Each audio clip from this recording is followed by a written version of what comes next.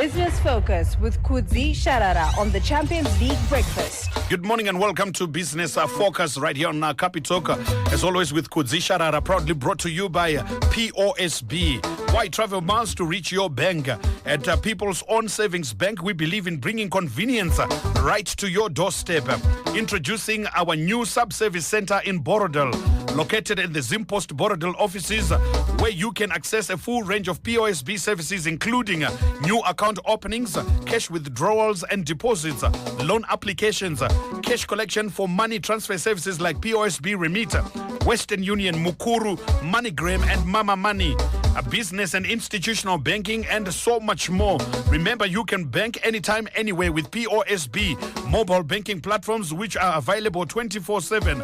Simply dial *223# on Econet, *223# on Econet, or to *222# on Telecel or Net1, *222# and download the POSB on the Go application, or send a hi to our WhatsApp banking mobile number 0781 366 666, 0781 366 666 to start transacting today. Stay connected with us on social media at POSB Zimbabwe across all platforms, or call our Econet toll-free line at *223#, and you will be able to get in touch with POSB. 120 years of making life simply possible. Hashtag convenience made simply possible. Business Focus right here on Capitalk. Good morning to you, Kudzie, and welcome to this week's edition of Business Focus. Good morning, Tinashe. Good morning, Pakistan, and good morning, everyone. Great, and thank you so much. Let's begin by rewinding to Friday and look at how the markets traded last week. Thank you, Tinashe. So we start with the Zimbabwe Stock Exchange, which was in the negative territory on Friday, with the all-share index coming off by 1.08%. The top 10 index was even worse off with a 1.51% drop. And the counters that dragged the market lower, OK Zimbabwe coming off by 14.44%. Also CBZ dropping 6.7%. We'll talk more about CBZ because they've released their results or performance for the 9 months to September. So we'd want to see how they performed there, but they were one of the biggest losers there on Friday. Tipo Valley also coming off by 6.25%.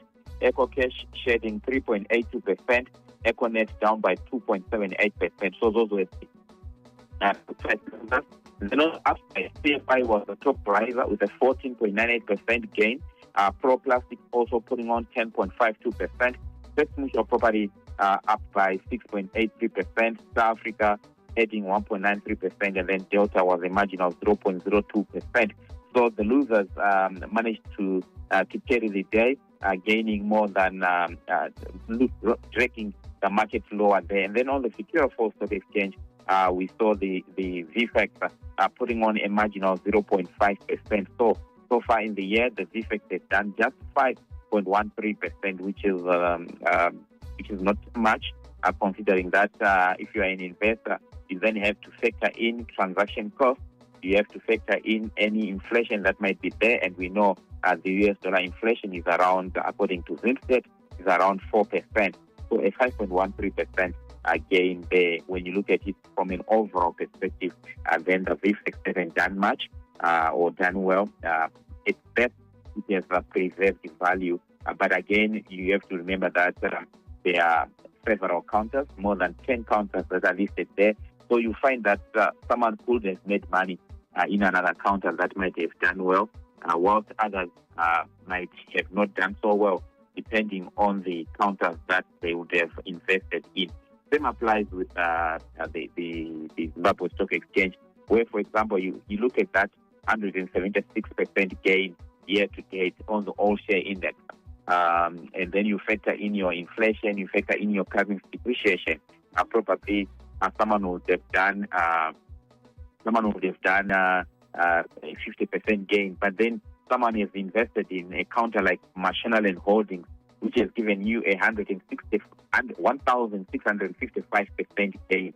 Someone would have put in money into Unifreight, which has given them about 862% gain, at 664% gain, FTC also 42% gain, VAT 357% gain. So for those counters, even if you factor in issues of currency depreciation, you factor in issues of inflation, one would still be in the money. So it all depends on which counters you bought, and also it also depends on when exactly did you buy these counters. Because, for example, you talk about Marsh Holdings, someone who bought at the beginning of the year, that person is enjoying that 1,655% gain. But somebody who might have bought last week is obviously not enjoying a similar returns on their investment. So it's all about when you get into the market, what sort of performance has it had during that period. So that's the Zimbabwe Stock Exchange and how it performed on Friday. But then looking at CBZ, I mentioned CBZ earlier, and maybe since it's one of the top biggest counters, I think it's in the top 4 counters on the Zimbabwe Stock Exchange, and also I think it is the biggest bank in Zimbabwe. If you compare it by assets, if you compare it by the loans that it gives, and then if you compare it by the deposits that are there. But if you compare by the number of customers, then it probably is not the biggest. So the numbers coming from CBZ is that they made about, in terms of their total income for CBZ, total income. Remember that CBZ is diversified. They are into the banking sector. They are into the insurance sector. They are into asset management. They are into property. So when we say total income, we are talking about all the numbers put together from all those various units. And they say that total income was at 2.6 billion ZiG, 2.6 billion ZiG. That's how much they made in terms of total income. But I like their profitability because out of that 2.6 billion, about 1 billion came in as profit after tax. So they made 1 billion out of their total income, and I think for me that's impressive. There, if you look at it from a margin point of view, when you can convert your income into such high profitability, almost like 40% of their total income came in as profit after tax. So that's the impressive. Then you talk of their asset base. How much assets are under CBZ? So they've got assets, $30 billion worth of assets under CBZ, and of that, total deposits account for 18.5 billion ZiG. That is part of their deposits. And then out of their deposits of about the 18 billion, how much are they loaning out to their customers or to their depositors? So total loans given by CBZ amounted to $8.8 billion, rather not dollars, ZiG, 8.8 billion ZiG. That's what they put in. So that's roughly about 60% loan to deposit ratio, which is best for CBZ. And then so that's those are numbers coming from CBZ, which, like I said, is one of the biggest banks in the country. Yeah. So yeah, that's CBZ. Okay. Well said on that one, Kudzie. Thank you so much. Before we move on to currencies, those who've got questions to do with business, please drop the bomb on 0719 100404. Here's a question for you, Kudzie. Says, what is a stake in stock market? I was asking the question, Nimwana Arimu Form 3 Ndakashaya answer. What is a stake in stock market? A stake? Yes. A stake? Stag, S-T-A-G. Well, I don't know. Okay. I don't know. A stag. I haven't come across that one. Yeah. All right. So maybe we'll have to look out for that, and then we'll come and respond to that. Hopefully tomorrow we hold on that question. Another one says that. So how do changes in government policies impact the Zimbabwe Stock Exchange counters, and are there risks associated with investing in the Zimbabwe Stock Exchange counters? Yeah. Actually, yes. That's an interesting one. So I've done a quick check on what a stake is, Tinashe. So according to this Investopedia, They say a stag is a slang for short-term speculator, for a short-term speculator. Like if there's somebody who is just getting into the market, they believe that the counter might go up by within 1 week, they might just say, okay, let me buy and then sell after that 1 week. So they are a short-term speculator. That's what Investopedia is saying about a stag. It's actually a slang term for a short-term speculator. That's like a day trader, for example, who attempts to profit from short-term market movements by quickly moving in and out of positions. So it's a slang name for a short-term speculator. Okay. And then now to your question on what government policies and whether they've got an impact on the market. Yes, they have got significant impact on the markets, stock markets in this case. For example, if government policies are positive and will result in economic growth, it also means the companies that are listed will also do well, will also perform better, and so investors will naturally want to invest when they believe that the policies that have been put in place by government are positive and might result in some of the companies benefiting. For example, if you look at the sugar tax, right, it's a government policy that was put in place. If I am an investor into some of the companies that produce the companies products that have got high sugar content, so you're looking at your deltas of this world, you're looking at your dairy boards of this world, and you know that these companies, their products have got high levels of sugar. So, for example, Delta has already told us that they've paid almost 20 million in sugar tax, and this is money that, and this tax obviously resulted in price increases for their products, which might have resulted in some people not affording their products. We've also seen with Schweppes, where some of their products became expensive and people had to look for alternatives. So these policies will affect how a company performs, and the result will be people either buying or not buying a counter, depending on whether the policy will be positive or negative. You look at, for example, if there is the Reserve Bank through its policies fails to contain inflation, fails to contain currency depreciation, those factors will affect companies. We've been talking about some of the biggest retailers in the country that have been affected by the distortions that come as a result of how we manage our exchange rate. And those people, then investors will then look and say, okay, this company has been hit hard by the policies, the monetary policies, the exchange rate policies. This company has been affected and has been hit hard. It is losing its market share probably to tuck shops. And as an investor is saying, the performance that I was looking forward to for this company is not going to come to fruition because it has been affected by A, B, C, D. So again, so yes, so in short, and I was trying to give examples to say, yes, government policies do affect how companies perform. And investors will look at those macro policies and say, okay, because of these policies, I'm not going to invest in certain sectors because they are going to be affected. But because of these policies, they are good for this particular sector. So in my investments, I'm going to invest in these sectors because they are the ones that are likely to benefit from certain policies. Thank you. All right, Kudzie, thank you so much for that. And let's also look quickly on the currencies. How are they trading? Yeah, so looking at the currencies, it has been interesting how the US dollar has performed against the other currencies. Because from I've been tracking how the dollar, for example, has been performing against the euro and against the British pound. So normally $1 will give you, over the years, the average I think is $1 will get you 0.9 euros. 0.9 euros. That's what $1 would give you. And up to now, I think it's still around those levels.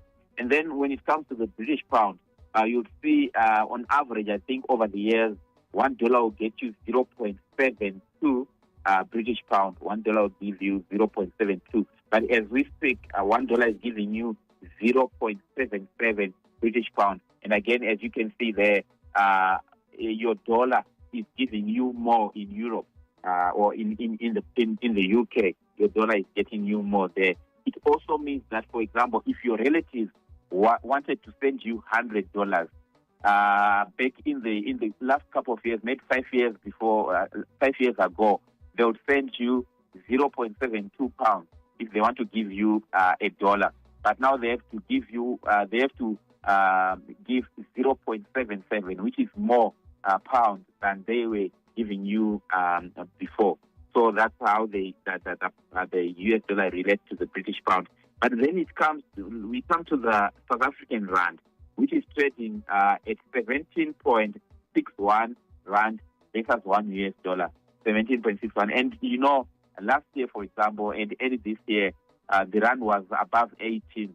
Every dollar will give you more than 18 rand. But since the coming in of the new government, which is a government of national unit, I think, a GNU in South Africa, the rand has strengthened. Probably these are some investors who believe in the new governance structure in South Africa, and they are looking for South African assets. So what happens in South Africa now? If you bring in your euros, if you bring in your US dollar, trying to invest in South Africa, whether as a portfolio investor like on the JSE, or even as a foreign direct investor in South Africa, you bring in your US dollar, you buy rand, and then you use the rand to invest in whatever you want to invest in. So there is increased demand for the rand in South Africa, and it has strengthened. And so that's the rand there. Then you go to Zambia, where $1 will give you 27.36 Zambian kwacha. 27.36 Zambian kwacha. I think when the new President Hichilema came into power, at some point the kwacha you just need about 20 kwacha for $1 US. But now you need 27 kwacha to get $1 US. What it means is that the kwacha has depreciated in value against the dollar. Probably some investors not believing in the story there in Zambia. Probably some investors are just looking at the drought and also looking at the state of electricity supply in Zambia, where they go for like 21 hours without power. They've been hit pretty hard in Zambia. The drought also affecting them quite significantly. So some investors might be selling out of their kwacha investment. So when you are selling out your kwacha investment, you then need US dollars to repatriate back to your country. So there is increased demand for the US dollar in Zambia, and that would resulted in the currency there weakening. And then coming back home in Zimbabwe, we are seeing the ZiG officially gaining strength against the US dollar. At some point, it was at 28.68, but it has since appreciated to 25.58, which means that there is probably demand for ZiG, or there is probably reduced the demand for the US dollar on the official market. So it will be interesting to hear from the central bank to say, okay, what are they seeing in terms of the interbank market? Are they seeing less demand of the US dollar?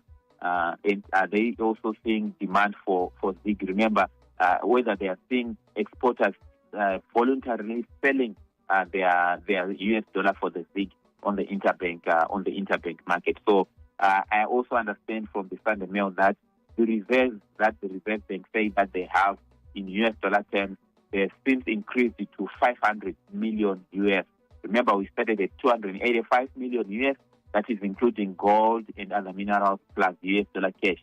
Now they are telling us that it has since increased to 500, which is $500 million in reserves.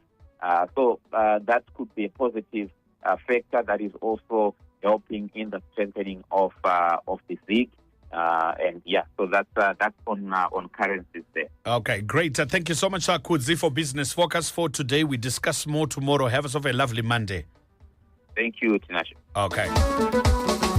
Business Focus are proudly brought to you by POSB. Why travel miles to reach your bank at People's Own Savings Bank? We deliver and we believe in bringing convenience right to your doorstep. Introducing our new sub-service center in Borodale, located at the Zimpost Borodale offices, where you can access a full range of POSB services, including new account openings, cash withdrawals and deposits, loan applications, cash collection for money transfer services like POSB, Remit, Western Union, Mukuru, MoneyGram and Mama Money, including business and institutional banking, and so much more. All you need to do is just to call us on 223 hash, and you will be able to access POSB, or you try star 222 hash. Stay connected with us on social media at POSB Zimbabwe across all platforms. POSB, 120 years of making life simply possible. Hashtag convenience made simply possible. Business Focus with Kudzie, Sharara on the Champions League Breakfast.